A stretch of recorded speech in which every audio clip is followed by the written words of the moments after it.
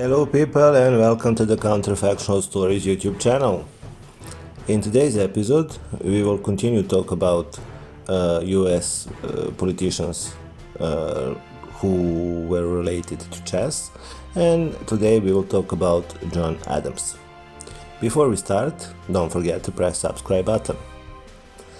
John Adams, born in 1735 and died in 1826, he was not known. It is not known if he played chess. Adams was sent by Congress to France twice to represent the United States, first in the 1777 and again in the 1779. On his second trip, Adams was appointed minister plenipotentiary and was in charge with the mission of negotiating a treaty of amity and commerce with Britain.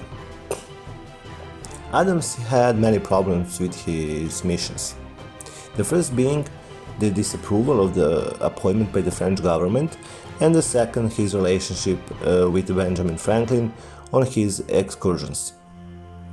In his diary of May 27, 1778, Adams wrote of his frustration and described a routine working day with Benjamin Franklin, a known chess enthusiast, player and author of chess essays.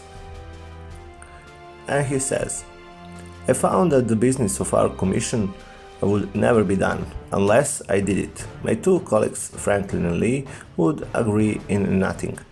The life of Dr. Franklin was a sense of continual dissipation.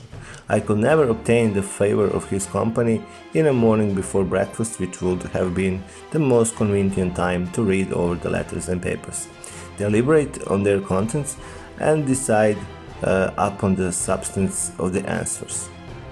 It was late when he breakfasted, and as soon as breakfast was over, a crowd of carriages came to his lodging, with all sorts of people, some philosophers, academicians, and economists, but by far the greater part were women and children, come to have the honor to see the great Franklin, and to have the pleasure of telling stories about his simplicity, his bald head and scattering straight hairs among their acquaintances.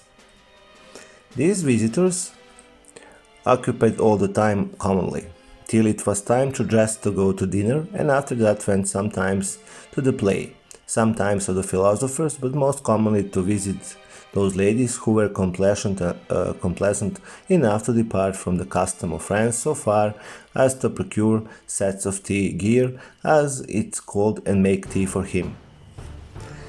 After the tea, the evening was spent in hearing the ladies sing and play upon their pianofortes, and in various games of cards, chess, backgammon, etc.